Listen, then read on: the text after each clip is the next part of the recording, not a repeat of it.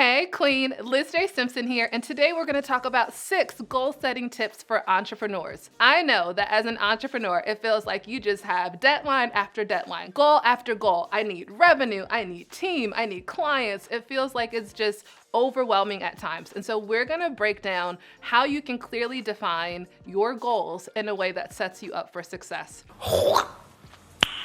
Nice. So stay on to the end because it just so happens the 6th tip is the most important tip. So you want to catch it, all right?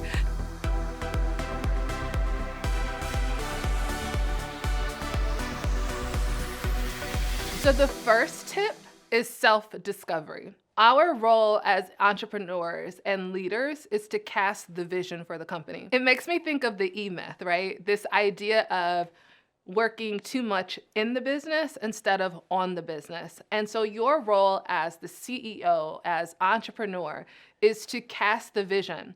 And so it's making sure that you have that white space scheduled in your life for introspection and exploration. What do you see for the business? And what are the point of your goals? What is it that you're trying to achieve?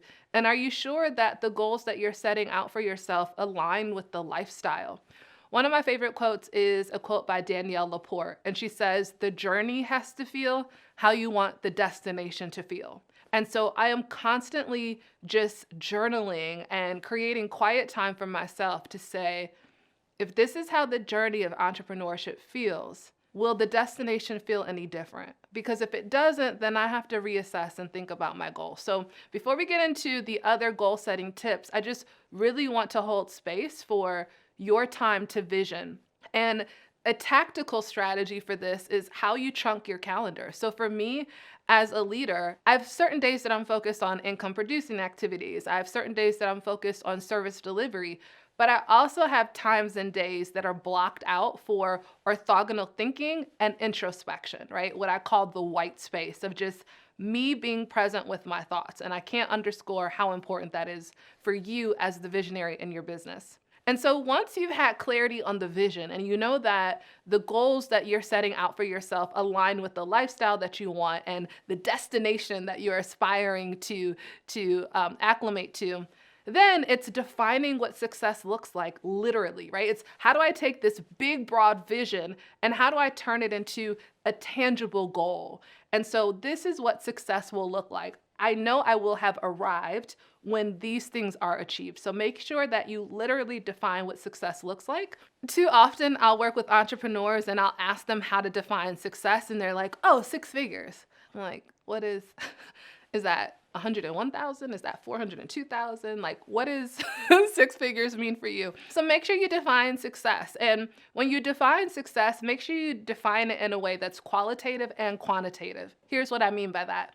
So your quantitative success might be that I'm working, 3 days, and that means we have $265,000 in revenue. But qualitative success might be, I have the space and time to cultivate my relationships. I have space and time for vacation. I have space and time where if I want to take a vacation or if I'm sick, I know that the business can continue without me. So make sure that you're literally defining what success looks like for you. And then once you've cast the vision, you're clear on the vision, you've defined what success looks like for you, make sure you put a timeline on that, right? So they say a goal without a plan is just a dream, right? And so we want to make sure that we make this a SMART goal, right? Specific, measurable, attainable, realistic, timely, right? So what is the timeline for your goal? Are you looking to achieve this goal in 6 months, a year? And so you want to make sure that you have a specific timeline.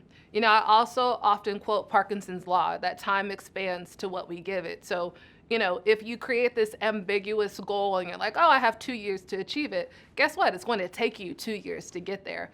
But if you're very clear and you say, you know what? My timeline is, this is what the metrics are going to look like. We're going to achieve this in 9 months. Then oftentimes you'll be surprised by what you can achieve when you're very specific about the timeliness of it. All right, so we have a vision, we've defined success, we've created a timeline for it. We're like, all right, I'm going to achieve this in this matter of time. The 4th tip is creating the roadmap. So once you've created this deadline for by when you want to achieve this goal, then it's about reverse engineering the process and creating that roadmap of what it looks like for you to get there. And then once you've created that roadmap, it's like identifying the metrics, which are kind of like mile markers, right? So this is how along the way we'll know that we're on the right path. When we think about metrics like KPIs, key performance indicators, they are those things that when you review those numbers or those metrics weekly and monthly, just by looking at those numbers, you can discern, okay, we're making progress. And I think that's really important because we as entrepreneurs, we're kind of like squirrels. We're like, wait. Or most of us are impatient. And so when we are doing all of the things in our business, sometimes it can feel like we're not making progress. And our feelings can be deceiving at times. So it's important to have real metrics or mile markers so that when you are getting bored or when you're feeling emotional and you don't think you're making progress, you have something tangible to look at to see, you know what?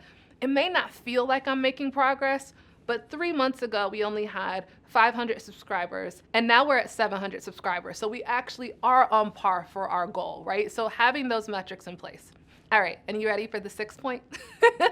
So the 6th point is the most important one. Once you make this goal, you have defined success, you have a timeline, you have a roadmap, and you have mile markers or metrics for success. You have to get out there and take massive, imperfect action. Another quote, I'm just gonna drop all these quotes. I love dropping quotes, but there was a formula that I was exposed to my first year in business, and it was such a game changer for me. I am a heavy thinker. So I'm one of those people that, like I just had this official lab coat I would wear. Like I was always in the lab thinking about things, strategizing, like, okay, if I do this, and then I do this, and then I do this. And I would waste so much time in the lab thinking about things. And I read this quote, this formula, and it said, action equals clarity equals results. And that was weird for me because it was like, you would think first you get clarity, and then you take action, and then you get results. And it was the idea that no, you take massive imperfect action, and that action is what then gives you provision, gives you clarity, and then from that is where your results come from. I started to take massive imperfect action, right? Just rolling up my sleeves, may not have all the answers, but just getting out there and doing things. And I realized, especially as an entrepreneur, the market oftentimes defines us, or we can have all these plans and we can take our plans to market, and the market can have different ideas. Too often as entrepreneurs, we have this idea of perfection, like I have to do all the right things in the right order and I have this perfect plan.